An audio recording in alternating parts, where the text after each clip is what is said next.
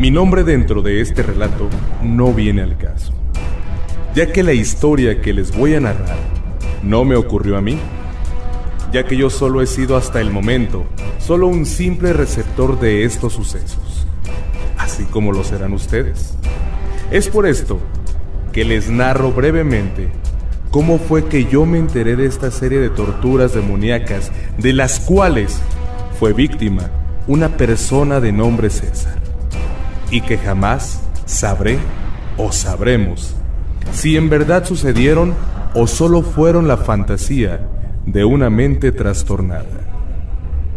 Hace poco más de un año me gradué de la Facultad de Enfermería y a los pocos días inicié mi servicio social en un conocido hospital para enfermedades mentales ubicado a las afueras de Soledad de Graciano Sánchez. Mis labores básicamente eran el cuidado especializado de 3 pacientes, quienes por sus condiciones médicas así lo requerían.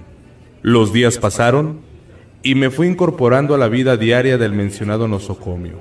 Pronto las personas asignadas a mi cuidado fueron mostrando una relevante mejoría en su salud mental, por lo cual ya no requerían un cuidado tan particular como del que yo les brindaba.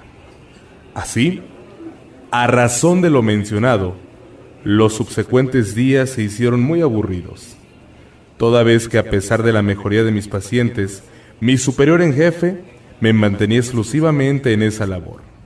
Un buen día, que me encontraba sin hacer nada, mi jefe me pidió me encargara de deshacerme de las pertenencias de pacientes fallecidos que no fueron reclamadas por los interesados. A pesar de que dicha tarea no estaba encaminada a la misión de mi servicio social, de buena gana acepté, simplemente porque estaba aburrido y, la verdad, quería hacer algo. En cuanto llegué al almacén, del cual tenía que sacar todo lo no reclamado por los familiares de los pacientes ya fallecidos, revisé unos informes del mismo. Para esto, nos basábamos en pertenencias que llevaran por lo menos 5 años sin haber sido demandadas. En este caso, había un listado del año de 1998 al año 2003. Este no había sido desechado con el tiempo indicado por las políticas del hospital, así que existían ya muchas cosas inservibles. En pocas palabras, eran basura. Cuando empecé a deshacerme de todo lo que me quedaba más cerca, fue haciéndose más espacio en el lugar, hasta que en un espacio reducido logré ver una caja de tamaño mediano, sellada con varias vueltas de cinta canela, la cual por todos lados con plumón negro decía César, César, César. Tal hecho captó mi atención y, dejando a un lado mis principios de intimidad del paciente, opté por abrir la caja, que se encontraba ahí tan refundida como si alguien desease jamás fuese hallada. Así que tomé un exacto y lentamente rompí los sellos impuestos por la cinta canela. Es en este momento que me arrodillaba para abrir la caja, y de la nada fui arrojado con una fuerza tremenda que caía al suelo. Cuando apenas podía incorporarme, frente a mí, una sombra pasó a la vista de mis ojos. Estaba confundido por el golpe, por lo que salí lo más pronto que pude, además del impresionante susto que me había provocado esa experiencia. Cuando cerraba la puerta, claramente sentí cómo alguien se puso justo atrás de mí. Y por medio de mi oído, pude escuchar su agitada respiración. Al mismo tiempo, no podía mover mi cuerpo. Y fue cuando lo que estaba atrás de mí me susurró: lárgate, tonto, y no te acerques otra vez por aquí. Al momento dejé de sentir dicha presencia y me retiré del lugar, sin decir nada de lo ocurrido a mis compañeros. Dentro de mí, era acometido por un sinfín de dudas. ¿Qué sería lo que viví? ¿Por qué ese almacén tenía tanto sin ser limpiado? ¿Sería prudente contarle a alguien lo que me sucedió? En fin, tantas preguntas llegaban a mí alteradamente. Al día siguiente, me presenté a mis labores de forma normal. Ante todo pretendía alejarme de ese almacén, pero en cuanto llegué hasta la zona de mi trabajo, mi jefe me informó que mis pacientes, debido a su mejoría, serían asignados a otra persona con menos experiencia, y yo sería asignado a otros pacientes que aún se encontraban aislados por su grado de enfermedad mental, por lo cual estaría 3 días sin pacientes. Pero debido a que se trataba de mi servicio social, por fuerza tenía que cumplir con las horas reglamentarias. Y como se imaginan, mi jefe me pidió terminar a la depuración del almacén. Ante su orden, no pude oponerme y temeroso, regresé a ese lugar. En cuanto ingresé al lugar, la piel se me estremeció y el miedo me invadió de pies a cabeza, mismo que traté de ignorar desde que comencé mis labores.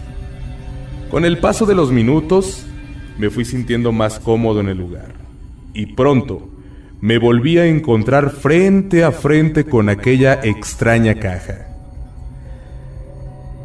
La miré fijamente, y de la nada, en un momento de adrenalina, tomé el exacto y terminé por abrir la caja. Separé los cartones de arriba y miré al interior. Primeramente, me hallé con un pequeño historial del paciente. Algo que me llamó la atención fue que solo estaba identificado con el nombre de César, sin apellidos o dirección.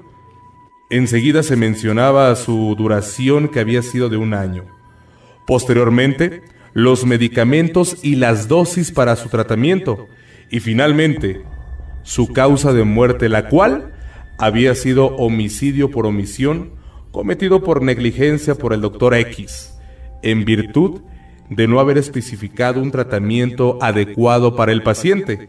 Asimismo, la fecha del deceso del 3 de febrero del año de 1997. Después, saqué algunas ropas, y debajo de estas se encontraban varios dibujos, los cuales ilustraban lo que comúnmente nosotros llamamos demonios. Todos, en su parte inferior izquierda, mostraban el nombre de Ewal, Ewalo, Ewa, Ewals, y a la derecha el nombre de César. Estas pinturas eran perturbadoras. Siempre mostraban a un hombre sufriendo torturas a manos de seres del infierno, los cuales constantemente le causaban agonías.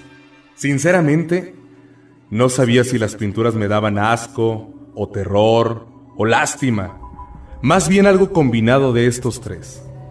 Tras sacar y ver todas las pinturas, hasta el fondo de una caja se encontraba una libreta de estilo profesional, con pastas rojas.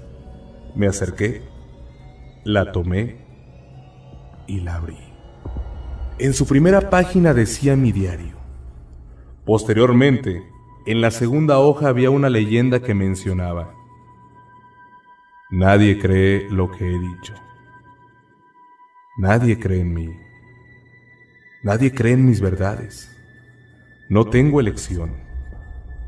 Dejo plasmadas estas etapas sobre los sucesos que me vienen aconteciendo, esperando en Dios y sirvan para alguien más, ya que mi caso está perdido. Mi vida terminó. Mis sueños se esfumaron. Mi familia me abandonó. No me queda más, nada más que un sinfín de repulsivos recuerdos. Si alguien llegase a escuchar mis palabras, espero ese alguien de mi alma se compadezca, porque seguramente estaré penando en el más terrible de los purgatorios. Debido a que esta libreta se compone de 100 hojas, de las cuales 78 narran los hechos de este hombre llamado César, me remitiré a solo relatar los hechos más extraordinarios contenidos en la misma, para así poder hacerles llegar esto. El día 17 de abril de 1994, me casé con una hermosa mujer de nombre María Luisa. Después de haber sido novios por un buen tiempo, creo que aquel día fue uno de los más felices en mi vida, tal cual como lo fue el del nacimiento de nuestro primer hijo, a quien llamamos Fernando. Parecía que las cosas no me pueden salir mejor. Es más, pocos días más adelante conseguí un excelente trabajo, tan bueno que no batallaría para vivir cómodamente. A los pocos días posteriores al nacimiento de mi hijo, adquirimos una hermosa casa ubicada en una buena zona de la ciudad. ¡Ah, qué bella casa aquella! A la entrada un hermoso jardín cubierto de rosas, una fuente grandísima les adornaba, y a postre, el pasto más verde que jamás hubiese visto. Una impresionante puerta de madera hacia la entrada. Había árboles de duraznos en el jardín trasero, al igual que el frente, un hermoso pasto le coloreaba. Éramos tan felices mi mujer e hijo y yo. Francamente, no había más por desear. Mi vida era perfecta. Un día recuerdo bien, 23 de agosto de 1995, mi esposa, mi hijo y yo salíamos de viaje a la ciudad de Salamanca. Cuando nos hallábamos circulando sobre la carretera a la orilla, observamos a una mujer vendiendo artesanías. Mi mujer, fanática de las mismas, me pidió parase para ver si existía algo que le gustase entre los objetos del anciano. Cuando me detuve, ambos bajamos junto a nuestro hijo aún en brazos. Llegamos hasta donde la anciana se hallaba, y mi mujer comenzó a observar. Fue en ese instante que la anciana se me acercó y me cuestionó sobre el lugar de destino. Amablemente le respondí, y la anciana dijo: «Uy, aún les falta mucho. La noche les vendrá encima y aún les faltará mucho por llegar. Lo peor es que esta carretera está infestada de brujas y el olor del pequeño les llamará mucho la atención. Mejor ande y cómpreme un amuleto. No vaya a ser que las brujas hagan que choque». Yo, algo burlón, le contesté: «Mujer, yo no creo en esas cosas». Pero mi esposa, de inmediato preocupada, dijo: «No, está bien, cómpraselo. ¿Cuánto te ha de costar?». Y le dije: «De acuerdo, tú ganas». Al pagarle, la anciana me dijo: «Tú no crees en esto, ¿verdad?». Yo le dije que no. Y me dijo: «Mira, aquí tengo una hermosa tabla que muchos llaman ouija. Pero mira este tallado, en madera. El pobre hombre que la hizo tardó 6 meses en hacerla. Deme 300 pesos». Al ver la manufactura de dicha tabla, quedé asombrado por los detalles del artista que la hubiese realizado. En sí daba escalofríos, pero abarcando la cuestión del arte era impresionante. Si la anciana me hubiese dicho que me la daba en 2,000 pesos, aún así la compraba porque lo valía. Aunque mi esposa se asustó un poco, pero la verdad también le gustó mucho. Después de 3 semanas regresamos a casa, y lo primero que hice fue colocar la tabla como adorno en la sala sobre una mesa de centro. Le proporcionaba un estilo singular de elegancia a mi sala. Es más, mi esposa quedó fascinada. Un día 5 de octubre de 1995, recibimos unas amistades de largo tiempo en nuestra morada. Al recibirlos en la sala, lo primero que les llamó la atención fue la ouija, preguntándonos si la usábamos. Con risas, mi mujer y yo les contestamos que solo era un adorno. Agregué: «Yo ni siquiera creo en esas supersticiones». Mi amigo dijo: «Bueno, yo sí respeto esas cosas, pero no soy creyente de aquello». Fue cuando la esposa de mi amigo nos dijo a los 3: «¿Y si la jugamos? Yo ya antes he escuchado cómo es que se juega. Al fin, solo a ver qué pasa». Todos espontáneamente reímos. Y yo tomé la ouija y la abrí. Cuando mi amigo observó algunas escrituras grabadas en la madera, eran varios nombres, todos eran de demonios. Y yo dije: «Bueno, ¿a cuál quieren?», riendo, por supuesto. Mi amigo dijo: «¿Qué te parece ese llamado Ewal?». Y dijimos todos: «Está bien». Mi amigo tomó la ouija y dijo: «Ewal, yo te invoco para que me hagas el amor». Claro que todos reímos, y mi amigo la tomó y dijo: «Ewal, te invoco para que me laves mi coche». Todos sucesivamente seguimos bromeando y nada pasó. Así que pensamos que todos los rumores sobre esa tabla eran pura mentira. Ya avanzada la noche, nuestros amigos se retiraron a su casa, y mi mujer y yo nos retiramos a dormir.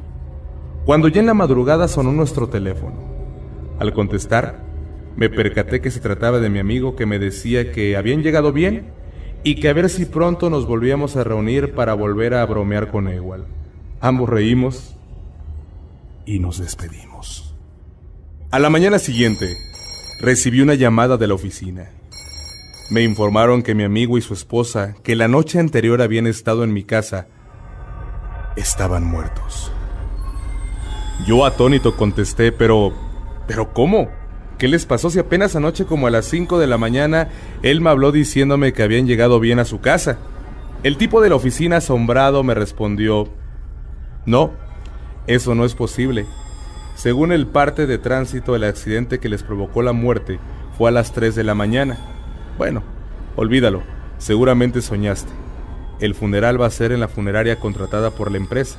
Sí sabes cuál, ¿verdad? Le respondí: sí, claro. Nos vemos ahí.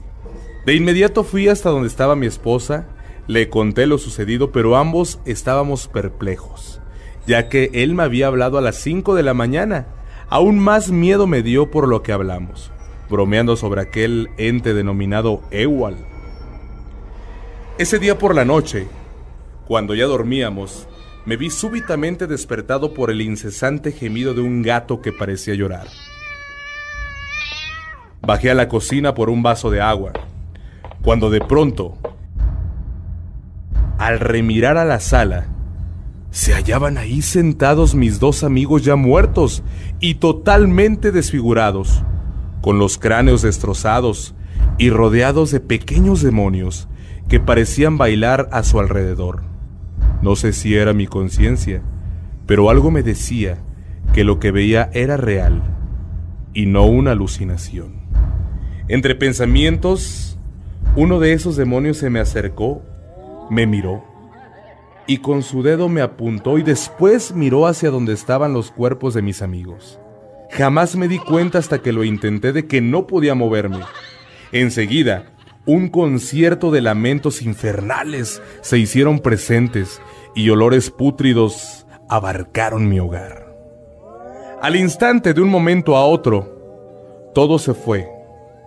Todo regresó a la normalidad, excepto algo, que haber invocado a Ewald. Ewald es el demonio de la locura, y esa anciana no era una anciana, era una bruja al servicio de los demonios que aparecen mencionados en la supuesta Ouija, que en sí no es una Ouija, sino una herramienta de invocación para esos demonios. Lo peor del caso es que tus amigos y tú lo hicieron enojar. Por lo menos a los otros dos los mató muy pronto. Pero a ti, mi amigo, creo que te espera una muy cruel tortura. Sugiero se separen, ya que usted, señor César, es un peligro para su esposa y su hijo. Indignado me levanté y salí de la habitación, y después mi esposa, y ambos nos retiramos. Esa noche apenas entrábamos a casa, y de pronto un enorme pájaro negro nos pasó volando por encima de la cabeza, y tras de él, con un listón amarradas a sus garras, dos cabezas que goteaban sangre. Hasta una de esas gotas de sangre cayó en las ropas de mi hijo. Nos internamos en la casa, y en los escalones habían gallinas negras muertas, todas decapitadas. Al llegar hasta nuestra habitación, unos seres infernales ya nos esperaban impacientes. En cuanto los vimos, estos querían atacar a mi esposa e hijo, pero no con la fuerza, solo se acercaban y absorbían sus energías. A partir de esa noche, se hizo común ver en la casa sombras obscuras que toda la noche se la pasaban desfilando por toda la casa. Asimismo, aparecían dentro de la casa animales muertos. Los días pasaron, y pronto mi esposa sintió más miedo, y ya estaba harta de lo que ocurría. Y pasó lo que ya se esperaba, por todo lo que nos venía pasando, y puesto que solo sucedía cuando estaba cerca. Mi esposa decidió dejarme sin decirme nunca a dónde se fue. A partir de ese día, 12 de noviembre de 1995, jamás volví a saber nada de mi hijo y de mi esposa. Después de todo lo que había un día sido perfecto, se comenzó a volver un infierno. Las noches siempre eran un tormento. En una sola noche, un olor pútrido invadía la habitación. Era un olor como a humano muerto. Incluso a veces encontraba pedazos de gente al amanecer. Asimismo, en la misma noche experimentaba temperaturas de los 50 grados centígrados a los menos 10 grados centígrados. Pero no solo eso, también era víctima de terribles picazones. La comezón era tal que me tenía que tallar con los muros. Jamás podré expresar la desesperación que siento aún ahora. Los dolores de cabeza, los dolores en mi espalda, los dolores en mis articulaciones. Todo cada día empeora. Esto pronto lo notó mi jefe, ya que mi rendimiento disminuyó considerablemente y pronto, así como a mi familia, perdí mi empleo. Pero las torturas continuaban sin cesar. Cada día son más atroces. He intentado quitarme la vida muchas ocasiones, pero esos demonios de nombre Ewalds no me dejan. Quieren verme sufrir aún más. He intentado orar, pero no puedo. Con solo tocar la Biblia o mencionar una oración, siento que se me quema el estómago y las manos. Fue así que un día 29 de enero de 1996, ya caída la tarde, los demonios comenzaron a llegar para iniciar sus torturas. Desesperado salí corriendo por las calles implorando ayuda, pero las personas me miraban como un pobre loco. Por más que les pedía auxilio, nadie siquiera me tendía la mano. Mientras a mi alrededor, esos seres se burlaban al ver que nadie me ayudaba. Fue cuando varios policías llegaron hasta mí. Y en lugar de ayudarme, me golpearon y me trajeron a este maldito manicomio. Ya les he dicho que no estoy loco, pero nadie me cree. ¿Y cómo irían a creerme si soy paciente de un manicomio? Lo peor es que las torturas continúan. Ellos piensan que yo me corto, que yo me hiero, que yo me daño, pero eso me lo hacen estos malditos demonios que siempre me siguen y me seguirán hasta que me muera. El doctor todos los días me suministra medicamentos que solo me entorpecen y que no necesito. Por más que le he dicho y relatado una y otra vez mis padecimientos, no me cree.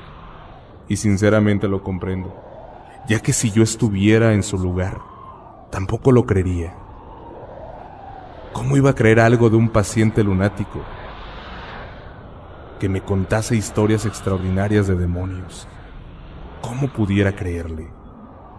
Ya no sé qué hacer. El tiempo pasa. No sé qué día es. No sé siquiera qué año es o cuánto llevo. Lo único que pasa aquí es que aún sigo siendo víctima de torturas. Ahora a mi lado en la silla siempre se halla un demonio, el cual me tortura hasta en los sueños. Lo que he experimentado me ha terminado. Ojalá y hubiese muerto tan pronto como mis amigos. Ojalá no me hubiera parado a comprar esa ouija. ¿Qué hago? Ya no me queda más. No puedo recordar algún momento feliz en mi vida. Es como si todo lo bueno que viví, los demonios lo hubieran borrado con el objeto de que ni siquiera en mi mente haya refugio o esperanza alguna. Aquí termina el diario. La última fecha inscrita en el mismo es del 19 de diciembre de 1996, aunque sigue pero ya sin fechas. Y la última hoja, tal vez, creo yo, se escribió el mismo día que murió, que fue un 3 de febrero del año de 1997. Es imposible poderles hacer llegar todo lo que dice el diario. Tuve que omitir muchas cosas para podérselos narrar, aunque aquí no terminan las cosas. Después de haber leído el diario, hablé del tema con mi jefe. Sobre el tema, él me dijo haber conocido a César, ya que él lo cuidó un tiempo, pero siempre que hablaba con él, parecía alguien normal, pero siempre amanecía con extrañas heridas, a pesar de que para dormir le colocaban un chaleco de fuerza, el cual cada mañana le retiraban y cada mañana amanecía herido. Finalmente, su muerte se debió a la indebida y excesiva suministración de medicamentos que le dio su doctor. Aunque aún después de muerto, César sufrió torturas demoníacas. Al fin descansó hasta que realizamos un ritual de limpia y liberación en el lugar donde dormía. Al día siguiente, apareció una carta en la recepción que decía: gracias por extenderme una mano. Al fin descanso. Atentamente, César. Finalmente les dejo esto que dice, de voz de San Pedro: Dios no perdonó a los ángeles que pecaron, sino que los encerró en cavernas tenebrosas, arrojándolos al infierno. No hay arrepentimiento para aquellos después de la caída, como no hay arrepentimiento para los seres humanos después de la muerte.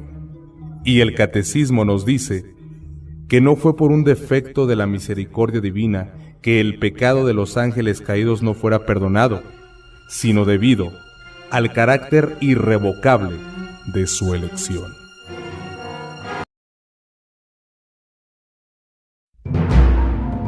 Rogelio era un adolescente como cualquier otro, hijo mayor de una familia unida. Como todo adolescente, Rogelio tenía curiosidad por ciertos temas y uno de ellos era lo paranormal. Había estado leyendo muchos libros de fantasmas y demonios. Le fascinaba buscar cosas inexplicables, de esas que pueden erizar la piel y hasta no dejarte dormir. Un día, amigos de Rogelio le sugirieron que comprara una ouija. Le platicaron que ellos la habían jugado y no había pasado nada, pero que a él le iba a servir mucho para sus investigaciones. Rogelio, por la búsqueda de respuesta, compró una, y un día de madrugada, en su cuarto, con velas encendidas, empezó a jugar ouija. Se dice que cuando una persona no está preparada para jugar la ouija, puede encontrar sorpresas nada agradables. Encontrarse los peores demonios o quedarse atrapado en un mundo de dolor y sufrimiento. El primer día que Rogelio jugó, empezó a hacer preguntas muy simples, a lo cual la ouija no respondió nada.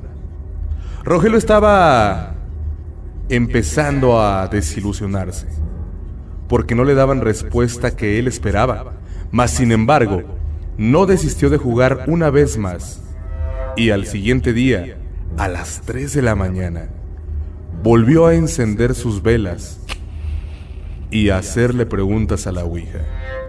Esta vez, la ouija le dio la oportunidad de jugar con ella, y empezó a contestar todas las preguntas que Rogelio le hacía. Así estuvo más de 2 horas jugando hasta que el sueño lo venció y decidió dormir. Los días transcurrieron y Rogelio cada vez se pasaba más tiempo jugando, hasta que un día, esta ya no quiso contestar. Ya no hubo movimiento de ella y parecía que se había quedado inerte. Por más que le hacía preguntas, la ouija no reaccionaba, pero Rogelio nunca imaginó la respuesta que él tanto estaba esperando. Pasaron las semanas y Rogelio empezó a sentirse un poco cansado, desanimado. Su rostro ya no era el mismo. Ya no era ese joven que disfrutaba su vida. Ahora sentía una pesadez en él, que no podía explicarse. Su familia lo empezó a ver diferente, y por más que Rogelio trataba de estar feliz, siempre estaba enojado. Su comportamiento hacia los demás no era normal y sus enojos eran cada vez más fuertes, al punto de no soportar ver a gente porque les empezaba a gritar. Una noche, Rogelio estaba dormido y entre sus sueños empezó a escuchar la voz de un hombre que lo llamaba. Primero fue un susurro, ¡Rogelio! Y después empezó a ser más fuerte, ¡Rogelio! Rogelio. Lo cual hizo que Rogelio se levantara precipitadamente. No entendía qué había pasado, pero esa voz había llegado tan adentro de su ser que sintió pavor al recordarla. Así pasaron muchas noches en las que Rogelio despertaba oyendo la misma voz, y cada noche que pasaba lo dejaba sin respiración, helado. y con una sensación de desolación que hacía que Rogelio terminara llorando de miedo. Las noches eran cada vez más oscuras, y una en especial lo fue, cuando por primera vez, al pie de su cama, vio a esa sombra. No sabía exactamente qué era, no sabía si levantarse y salir corriendo, mas sin embargo lo intentó. Pero ¿cuál fue su sorpresa? Que no pudo ni siquiera moverse. No intentes huir de mí. Cada día que pasa eres mío y ya no podrás salir. Era la misma voz que oía todas las noches, pero esta vez venía de esa sombra. Rogelio como pudo salió de la recámara y se refugió en la esquina de otro cuarto. No podía creer que la voz ya no estuviera en su cabeza, sino ahora tenía forma. Con las manos en la cara, Rogelio no soportaba estar ahí, pero se había quedado petrificado por el miedo. Cerró los ojos y trató de calmarse. ¡Todo es mentira! ¡Todo es mentira!, se repetía una y otra vez. «No puedes estar aquí, no sé quién seas», volvía a gritar Rogelio. ¿No sabes quién soy?, volvió a decir aquella voz. ¿No sabes quién soy?, lo dijo, pero ahora con un tono más fuerte y enojado. Soy la respuesta a todo lo que estabas buscando, a tus juegos de demonios y fantasmas. ¿Crees que solo somos un juego? Estás muy equivocado. ¿Querías verme? Esta es tu oportunidad. Al oír esto, Rogelio empezó a gritar de miedo. Un grito desesperado pidiendo ayuda, pero nadie se encontraba en su casa ese día.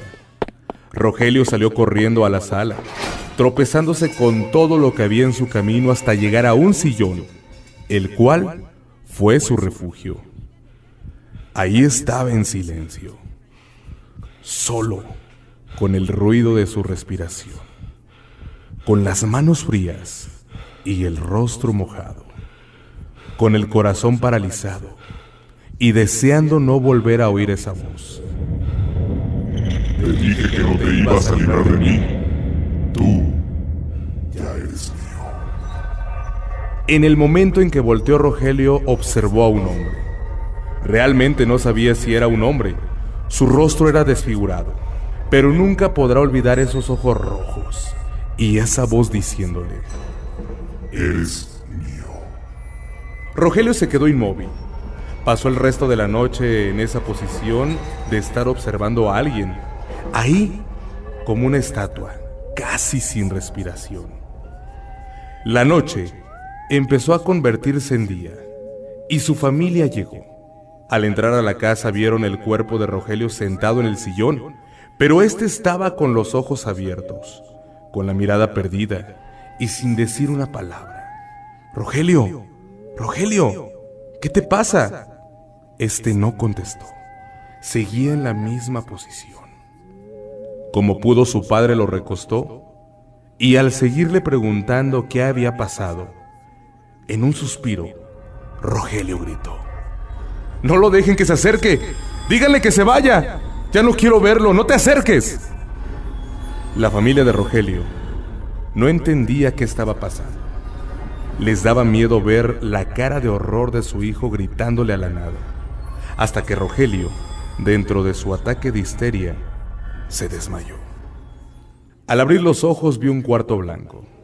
Estaba acostado en una cama con las muñecas atadas. No sabía qué estaba haciendo ahí. Trató de mover el cuerpo y se dio cuenta que estaba atado. Comenzó a desesperarse, hasta que una enfermera llegó. «Tranquilo, es por tu bien. Te estuviste haciendo daño», le dijo aquel enfermero. «¿Qué me pasó?», preguntó Rogelio. «¿No recuerdas nada?». «No, dime qué hago aquí. Llegaste inconsciente, pero al despertar solo gritabas: déjame en paz, ya no quiero verte. Y así pasaste toda la noche gritando hasta que el doctor decidió sedarte». «No recuerdo eso». «No te preocupes. Lo único que tienes que hacer es descansar y pronto saldrás de aquí». «Pero, ¿en dónde estoy?», preguntó Rogelio. El enfermero por un momento se quedó callado. Veía los ojos de aquel chico lleno de dudas y tristeza, y con voz suave le dijo: estás en una clínica psiquiátrica, pero aquí te van a ayudar, ya lo verás. Y él, muy lentamente, salió de su cuarto. Al cerrar la puerta, Rogelio trató de cerrar los ojos otra vez. No podía más que hacer eso. Empezó a respirar, y cuando estaba casi a punto de dormir, escuchó otra vez la voz. ¿Esto era lo que querías? Aquí querías terminar. Lo único que tenías que hacer era hacerme caso. Todo lo que necesitabas era obedecer lo que yo te dijera. Y por no haberlo hecho, tendrás que pagar las consecuencias. Rogelio no podía creer lo que estaba oyendo. Temblaba de miedo y gritaba de nueva cuenta: vete de aquí, no quiero que estés aquí, déjame en paz. Nunca vas a estar en paz, le gritó aquella voz. Nunca concederás la paz otra vez. Nunca saldrás de aquí. Solo seremos tú y yo, para la eternidad. Rogelio seguía gritando hasta que los doctores y las enfermeras llegaron. Pero cuál fue su sorpresa, que Rogelio estaba lleno de sangre de la cara. ¿Cómo había podido hacerse esas heridas si sus manos estaban atadas? ¿Qué sucedió?, le preguntó un doctor. Pero Rogelio solo murmuraba: vete de aquí, vete de aquí, vete de aquí.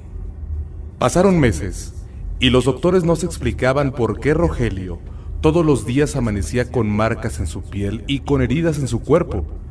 Si al momento de hablar con él contestaba sin ningún problema como cualquier adolescente. El terror y el miedo era por las noches, porque dicen los enfermeros del psiquiátrico que se oían voces en el cuarto de Rogelio. Ruidos extraños, pero ninguno se atrevía a asomarse para ver qué sucedía. Y por las mañanas encontraban a Rogelio sangrando y murmurando: vete de aquí, vete de aquí. Pobre alma atormentada. Por buscar respuestas, Rogelio encontró su infierno. Él sigue viviendo en el psiquiátrico, atormentado por su demonio, que pasará con él toda la eternidad.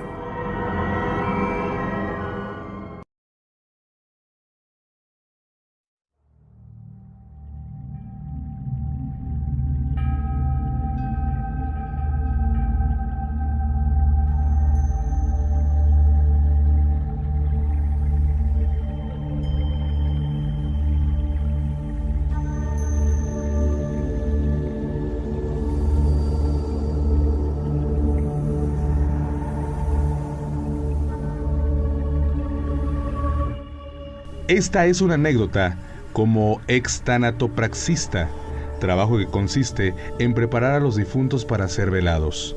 La funeraria, donde trabajé, era como cualquier otra donde muchos de sus trabajadores contaban sucesos extraños ocurridos, sobre todo en la sala manantial del segundo piso. Al principio fui escéptico en el tema, pero todo cambió. Son gajes del oficio. Trabajar a cualquier hora, la gente muere en el momento menos esperado. Una noche que jamás olvidaré, tuvimos que trasladar un cuerpo de una lejana provincia. Cabe decir que fue un viaje bastante incómodo, con lluvia, y para variar, la familia fue muy extraña, más de lo habitual, tanto que parecían felices que el cuerpo sería retirado de su hogar. Al llegar, hicimos los preparativos rutinarios: ropa quirúrgica, guantes, botas, en fin, medidas de seguridad. Me proponía a leer el certificado médico del difunto para estar enterado de las enfermedades que tenía y podrían significar un riesgo, cuando escuché pasos en la segunda planta. Al estar ahí, en el cuarto de insumos, supuse que mi compañero estaba adquiriendo algún instrumento o líquido que faltaba en la sala de tanatopraxia. Mi sorpresa fue verlo entrar por la puerta de mi derecha, dirigiéndose a mí con un ¿escuchaste eso? Ambos sabíamos que la funeraria estaba vacía. No había familiares descansando, ni cuerpos reposando en las salas de arriba. soltamos una carcajada para calmarnos y especulamos con el viento, un gato o tal vez el guardia de la puerta que aprovechó nuestra ausencia para coger algo de arriba. Esto era poco probable. El guardia nocturno era alguien supersticioso y por las noches no salía de su cabina más que para abrir las puertas. Después de un momento incómodo, fuimos a la sala de tanatopraxia, donde esperaba el cuerpo siendo aún estudiantes de medicina. Nuestro deber era solo extraer líquidos y formalizar el cuerpo. La estética del mismo corría por parte de otro personal que llegaría en la mañana. Tal vez suene engreído de mi parte, pero este trabajo no es para todos. Las cosas que deben de hacerse pueden llegar a ser indigestas y espeluznantes. Para muchos, ensartar tubos en el abdomen, garganta, perforar pulmones, engrapar labios, son solo algunos ejemplos del procedimiento. Solo lo digo para que entiendan que tanto yo como mi compañero estábamos psicológicamente muy preparados. El cuerpo se hizo especialmente difícil. No solo las máquinas fallaban, la sangre del cuerpo era espesa y oscura, como si llevara días muerto, pero el certificado ponía que solo habían pasado 12 horas desde su deceso. El ambiente se hacía pesado, sino que además fue el cuerpo con mayor cantidad de espasmos post-mortem que había visto. Suturar los orificios por donde se extrajo todo es el punto final del trabajo. Ya estábamos cansados y soñolientos. Me percaté que no teníamos hilo de sutura. Miré a mi compañero. Significaba que uno tendría que subir por el hilo. Y ahora que lo pienso, ¿qué era peor? ¿Quedarse a solas con el cuerpo o salir a la oscuridad y caminar por los pasillos? Decidimos que yo lavaría los instrumentos mientras él salía. Me di la vuelta al fregadero que se encontraba al otro extremo de la sala cerca de la puerta. Mi compañero, al menos eso creí, me dio unas palmadas en la espalda y escuché un leve y rápido «bueno, me voy». Luego vi por el reflejo de los azulejos cómo salía por la puerta. En eso me di cuenta que un trozo de hilo y aguja estaban entre los productos de limpieza. Me apresuré a sujetarlos y salir de la sala a gritarle: «¡Hey, no vayas! ¡Acá tenemos!». Me quedé perplejo cuando mi compañero, que nunca salió de la sala, me dijo: «¿A dónde vas?». Tranquilo, solo me quitaba los guantes. «Ya voy», desesperado. Un frío me recorrió el cuerpo. Luego de explicarle por mi asombro, me dijo que él no se había acercado a mí y, lo que es peor, él pensaba que fui yo quien abrió la puerta y al girarse me vio salir apresurado. Fue una noche muy extraña, pero no tan extraña como el día. Ya estando todo iluminado y muchas personas trabajando en la funeraria, le pedí a mi jefe si podía ver las grabaciones de esa noche. Cuando al fin encontré la parte, se veía cómo la puerta de la sala se abría sola y una sombra negra abandonaba la sala en donde estábamos. Segundos después, yo salía con una aguja e hilo en mi mano, hablándole a la nada.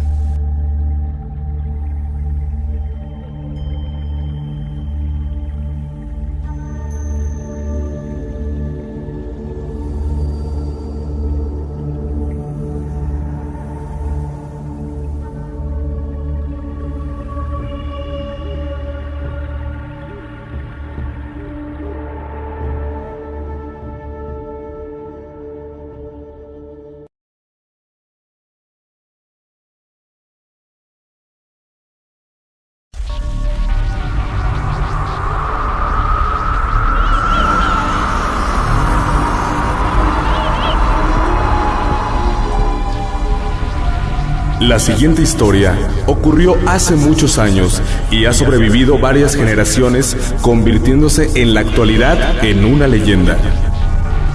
Corría el año de 1916 cuando Víctor, un señor de 33 años de edad, se ganaba la vida tocando su guitarra en una pequeña plaza del municipio de Aquel día no había sido muy bueno, pues solo logró reunir unos cuantos pesos. Llegó a su casa un tanto cansado y además desilusionado. Le entregó el poco dinero que tenía a su esposa Gertrudis, al mismo tiempo que le comenta seriamente resentido con la vida: quisiera vender mi alma, pero no sé si alguien quiera comprarla. Pasado este hecho, se disponía a disfrutar de una modesta pero exquisita cena, cuando de pronto alguien tocó la puerta de su casa. Era un señor elegantemente vestido, montado en un bonito caballo negro. De inmediato Víctor preguntó al desconocido que si le podía servir en algo. Me dijeron que aquí vive un buen músico y me gustaría contratarlo, ya que ahorita tengo una fiesta con muchos invitados y lo único que nos hace falta es buena música para entrar en ambiente. Víctor no dudó ni un instante en aceptar la invitación, ya que necesitaba el dinero y, según aquella persona, la paga sería demasiado buena. Una vez que se pusieron de acuerdo, ese señor invitó a Víctor a montar su caballo. La única condición fue que Víctor permaneciera durante el trayecto con los ojos cerrados. No debía abrirlos, escuchara lo que escuchara. De esta manera, llegaron a la fiesta. Ya en el lugar, Víctor comenzó a tocar. Todo era muy elegante. Había mucha comida y vino en exceso. Todo el mundo se divertía y bailaba. Ya entrada la madrugada, cuando terminó aquel festín, Víctor le pidió a aquel misterioso hombre que por favor ya lo regresara a su tierra, pues su esposa lo esperaba. Una vez más, ambos montados en aquel gigante corcel, ese hombre le vuelve a sugerir a Víctor que cierre los ojos durante todo el trayecto. Esto causó curiosidad en Víctor. Solamente escuchaba el silbar del viento, pero no sentía el trote del caballo, ni tampoco escuchaba las pisadas de aquel animal. No pudo más y abrió los ojos. Lo que vio lo intrigó demasiado. El caballo solamente flotaba por el aire a toda velocidad. Pudo ver los seres más macabros que nadie haya visto, los ruidos más espeluznantes que nunca en su vida se imaginó escuchar. A punto de desfallecer, no dijo nada. Volvió a cerrar los ojos. Consideró que era lo mejor. Pasó un buen rato y al fin llegaron al lugar de origen.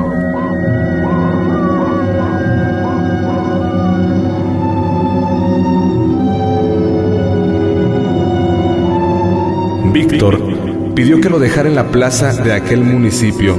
Se despidió de la persona que horas antes lo contrató.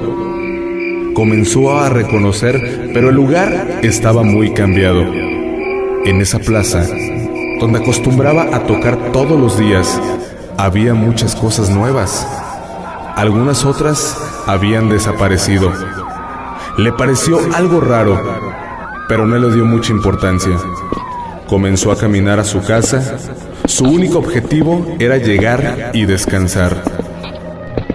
Al estar frente a su casa, pudo notar que también había muchos cambios. Intrigado, comenzó a tocar. Su sorpresa fue mayor, pues una anciana de edad muy avanzada fue quien abrió la puerta.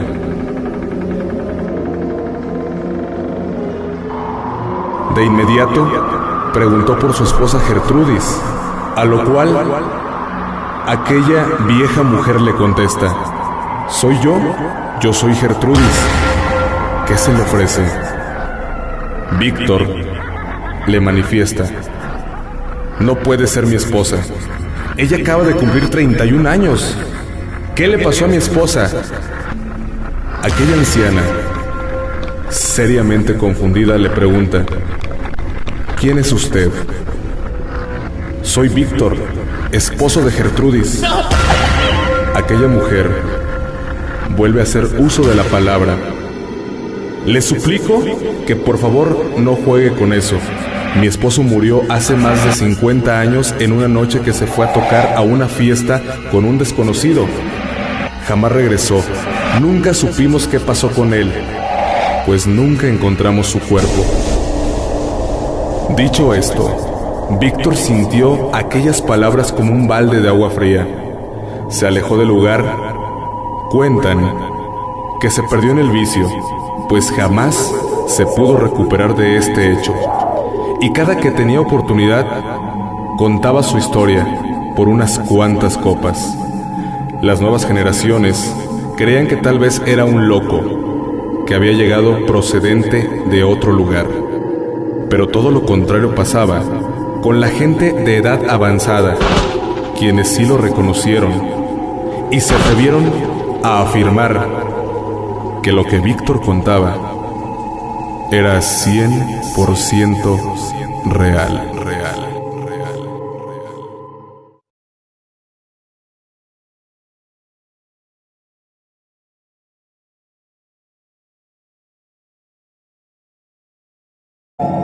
Este relato que voy a narrarles ocurrió en mi adolescencia cuando aproximadamente yo tenía unos 15 años de edad.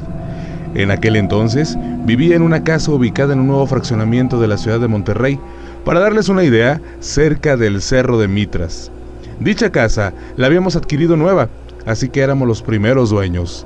Una vez que les he dicho brevemente estos antecedentes, ahora les contaré los sucesos que un día comenzaron y que hasta el día de hoy no han cesado. En ocasiones, despreciamos o ignoramos lo que pensamos no existe. Desde este momento les digo que yo no creía en la existencia de demonios, hasta que me los topé cara a cara. Era un mes de julio de 1988, cuando mi padre al fin había podido adquirir una casa para nosotros, mi madre, mi hermana de 20 años, mi hermano de 10 años y el más pequeño, un varón de apenas 3 meses. Nosotros fuimos los segundos en habitar la cuadra. Todo estaba demasiado tranquilo y en perfectas condiciones. Era maravilloso, ya que toda hora tenía todo libre, sin nadie quien molestara o llamara la atención. Desde que nos mudamos, sentimos una extraña sensación dentro de la casa. Era un escalofrío, apenas perceptible, pero que también te ponía alerta, como si algo fuera a ocurrir. Pensábamos que simplemente se trataba de la soledad que inundaba el lugar. Transcurrió el tiempo y todo seguía relativamente tranquilo. Llegaban más familias, pero apenas unas cuantas. Justamente frente a nosotros se mudó una pareja joven de recién casados. Parecían tener entre 25 y 27 años, pero tal tranquilidad pronto se fue como si escapara de la tempestad que se avecinaba. Recuerdo muy bien aquella madrugada que dormía profundamente cuando empecé a escuchar maullidos de gato, algo que jamás había oído por el rumbo. Se me hizo muy raro, pero no importante, y seguí durmiendo. Al poco tiempo, un llanto agudo me despertó. Era como el llanto de un niño. Tal situación me inquietó demasiado, así que decidí salir a ver qué era lo que pasaba. Bajé las escaleras con la respiración agitada, ya que tenía un mal presentimiento. Además, un frío raro inundaba mi hogar. Caminé hasta la puerta, la abrí, me asomé, vi qué pasaba, pero todo estaba tranquilo. De pronto toda la luz en la cuadra se fue y a la vez un grito de mujer estremeció el lugar. Varios vecinos de inmediato salieron y al momento, con la luz de la luna, claramente observé que una sombra oscura de unos 2 metros de alto salía de la casa de la vecina. Pero esta caminaba de una forma muy tranquila. Yo me quedé perplejo. No sabía si era un ladrón o algo más. Simplemente me quedé ahí parado sin hacer nada. A la vez la vecina gritaba desesperada. ¿Por qué? ¿Por qué? No sabía qué pasaba hasta que de pronto regresó la luz y al frente de su ventana, con la luz de su foco y su cortina blanca, se veía un cuerpo colgado. En efecto, era el cuerpo del joven el que colgaba. Toda la gente observó lo mismo que yo. La joven estaba histérica, así que algunos vecinos entraron a la casa y confirmaron lo que habíamos visto. Miré mi reloj y apuntaban las 3 de la mañana. Pronto llegó la policía y los servicios periciales para levantar el cuerpo de aquel joven. Al siguiente día, Parientes de la joven comenzaron a desocupar el inmueble y de ella jamás se supo nada. Mientras tanto, las cosas parecían seguir normal. Casi después de un mes del terrible suceso, yo aún no le contaba a nadie lo que había visto y escuchado aquella noche. Fue entonces cuando mi madre regresaba de la tienda y nos contó que se encontró con una tía de la muchacha esposa del joven que ese día aparentemente se quitó la vida. La tía de la joven le comenzó a contar que algo raro había sucedido, ya que según ella, le contó que su sobrina, que ese día ellos dormían tranquilamente, hasta que escucharon los maullidos de un gato muy fuertes e incesantes. Eso los alertó y se despertaron. Se sentaron en su sala mientras tomaban algo de refresco cuando de pronto escucharon el llanto de un niño al pie de su puerta.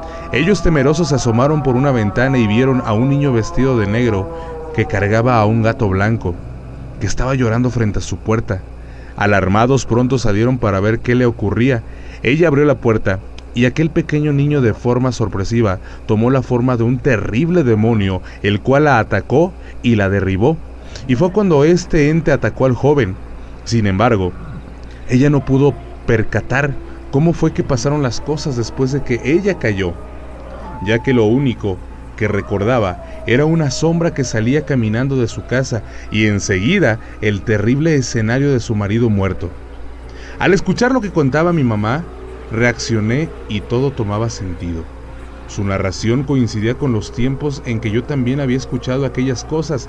Tal situación me dejó perturbado y no pude resistir más y le conté lo sucedido a mi madre.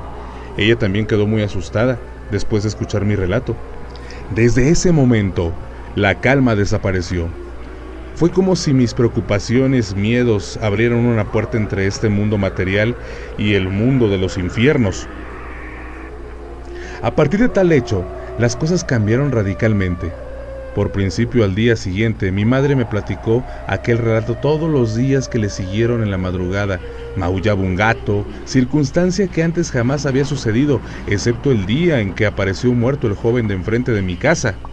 Una noche, aproximadamente como a las 10 de la noche, festejábamos el cumpleaños número 11 de uno de mis hermanos. Para esto invitamos a varios familiares. Todo transcurrió de forma normal, pero cuando se llegó la hora de partir el pastel, pasó algo sin explicación. En cuanto apagamos las luces y comenzamos a entonar las mañanitas, se escuchó el llanto muy agudo de un niño, lo cual nos desconcertó en razón de que todos estábamos reunidos en el comedor y dentro no había más gente que nosotros. Al momento, una corriente de aire apagó la vela del pastel. Todo se quedó oscuro y en silencio. Nadie hablaba, como si todos por un instante se hubieran quedado petrificados. De pronto, dejó de escucharse el llanto. Las luces se prendieron solas y una vez que todo se iluminó nos dimos cuenta de algo perturbador.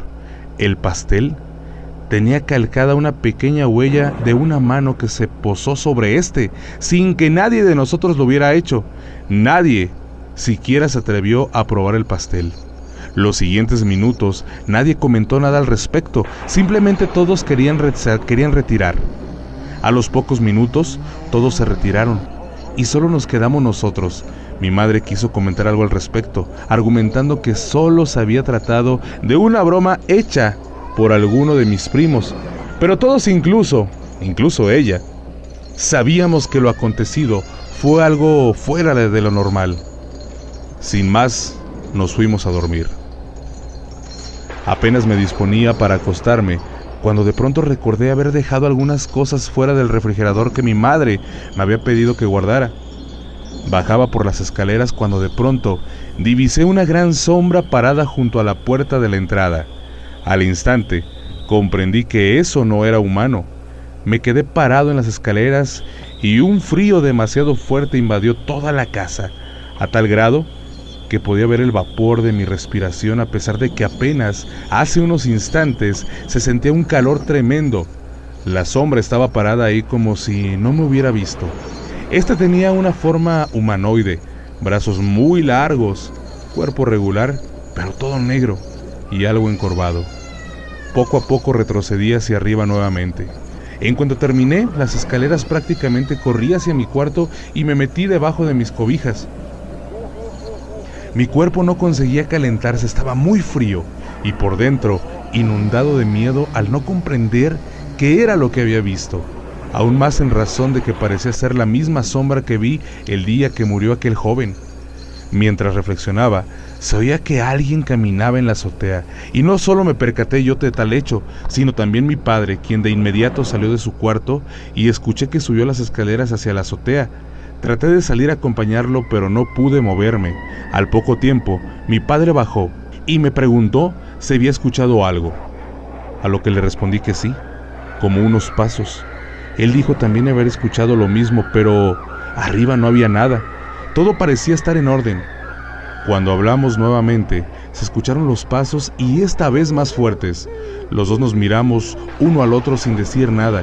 Se podía percibir el ambiente de incertidumbre y de pronto una fuerte corriente de aire entró en el cuarto azotando la puerta de una forma violenta y a su vez algo bajó corriendo de las escaleras. Salimos del cuarto y no vimos nada. Pero mi padre se percató de unas extrañas manchas en la pared. Era como si una mano manchada de sangre hubiera deslizado sus dedos hasta la parte de abajo. Lo más raro era que la sangre aún estaba fresca. Por el ruido, todos despertaron y comenzaron a preguntar qué había pasado. No sabíamos qué decir, simplemente dijimos que nada. Pero cuando vieron las manchas de sangre, quedaron perplejos. Y justamente cuando las mirábamos, sin más, desaparecieron sin dejar rastro de haber estado. Al final, no nos fue posible aguantar más dentro de la casa. Era tanto el frío y ambiente negativo que se sentía, y nos fuimos a quedar con una tía que vivía cerca del lugar. La noche transcurrió tranquila, pero tuve pesadillas con la sombra que había visto, y en 2 ocasiones distintas. Al día siguiente, mi padre me pidió que lo acompañara a comprar algunas cosas al mercado. Cuando nos encontramos ahí, se encontró con un viejo amigo de la primaria. En un momento en el que mi padre mencionó dónde vivíamos, esta persona se quedó pensativa y le dijo a mi padre: vaya, yo crecí por esos rumbos. En ese lugar criábamos animales y cerca del lugar también está donde te platiqué que había una bruja que curaba gente. Mi padre no dijo nada y poco después se despidieron. De regreso, mi padre comenzó a platicar conmigo al respecto de lo sucedido, haciendo alusión al hecho de que, si lo estaba ocurriendo, tendría relación con que una curandera haya habitado por la zona, lo que de cierta forma me pareció interesante. Así las cosas, y toda vez que mis demás hermanos, madre, no querían regresar a la casa, fuimos a sacar ropa. Eran aproximadamente las 3 de la tarde. Entramos y a pesar del calor que hacía afuera, dentro de la casa hacía mucho frío. Apenas pasamos y la puerta se cerró bruscamente. De inmediato intenté abrirla, pero no se pudo. Estaba atascada y a la vez comenzó a escuchar que corrían arriba de la casa de un lado para otro. Asimismo se escuchaban risas de muchos niños. Estábamos desesperados, tratábamos de salir, pero no podíamos. En ese instante, un olor pútrido invadió la casa. Y en un rincón de la casa apareció nuevamente la sombra, la que se quedó ahí parada sin hacer nada mientras que todas las cosas en la casa salían volando. De pronto, la sombra se transformó en un perro y corrió hacia nosotros. Pensé que me iba a atacar y cuando estuvo frente a mí, tomó la forma de un cuervo que pasó volando arriba de mi cabeza y salió atravesando la puerta. Todo se calmó y la puerta sola se abrió. Sin pensarlo más, decidimos ir a buscar a una persona que se dedicaba a hacer limpias, que era conocida de mi abuela paterna. Al llegar, tardó un poco en atendernos en razón de que tenía mucha gente. Cuando al fin entramos, de inmediato fijó su mirada en mí y sin que siquiera le hubiéramos dirigido palabra alguna, me dijo: «Te puedo ver, bestia maldita, déjalo». Tales palabras me dejaron paralizado. La señora enseguida tomó a mi padre y lo jaló hacia ella, y con un puño de sal formó un círculo de sal en el que quedaron dentro ella y mi padre. Mi papá decía: «¿Qué pasa?», y la mujer le respondió: «Su hijo está poseído». A lo que yo le dije: «Pero si me siento normal», y en cuanto pronuncié la última palabra, perdí la conciencia. Seguía parado, podía ver lo que sucedía. no escuchar ni hablar. Era como si estuviera, pero a la vez no. Veía que la mujer me arrojaba agua y prendía velas y me azotaba con ramas de pirul, y de pronto sentí que me desmayé, pero mi cuerpo no cayó. Sentí que salí de mi cuerpo, era como si estuviera flotando. Enseguida me vi parado en el lugar con mucha niebla muy espesa y comencé a caminar. A mi lado había muchas sombras que gemían lamentándose. Todos iban hacia el mismo rumbo y yo, a pesar de que quería detenerme, no podía. Era como una corriente que nos llevaba a todos hacia el mismo lugar. Sentí que pasó mucho tiempo y poco a poco comencé a escuchar una voz lejana que hacía eco y empecé a reconocerla. Era mi padre que me llamaba cada vez que su voz era más fuerte y clara, y fue cuando sentí un tremendo jalón. Todo se puso oscuro y al final pude sentir mi cuerpo de nuevo. Abrí mis ojos. Aún estábamos en el lugar con la señora. Mi padre me abrazaba y lloraba. En realidad no sabía qué había pasado, pero estaba feliz. Cuando me dijeron que había sido poseído, no pude creerlo. La señora mencionó que estuve a punto de morir debido a la fuerza del demonio que tomó mi cuerpo. Fue tanta la energía que se ocupó para expulsarlo que apenas logré vivir. Una vez que todo se tranquilizó, mi padre me platicó sobre la mujer, sobre los acontecimientos que habíamos vivido. La señora, con seguridad en su voz, nos respondió que se trataba de demonios, los cuales estaban a punto de dar su golpe final si no nos íbamos de su santuario. Y en efecto, el lugar donde se construyó nuestra casa había sido un lugar usado en el pasado como templo para la adoración de demonios muy poderosos, e incluso se realizaron sacrificios humanos. Y a pesar de que ese sitio estuvo abandonado muchos años, las energías nunca se fueron, debido a que en ese lugar se originó una vórtice que une a nuestro mundo con el del más allá y el cual siempre estará abierto. Después de estos sucesos, la casa la vendimos a una inmobiliaria, la cual se renta en ocasiones, pero no ha podido ser vendida.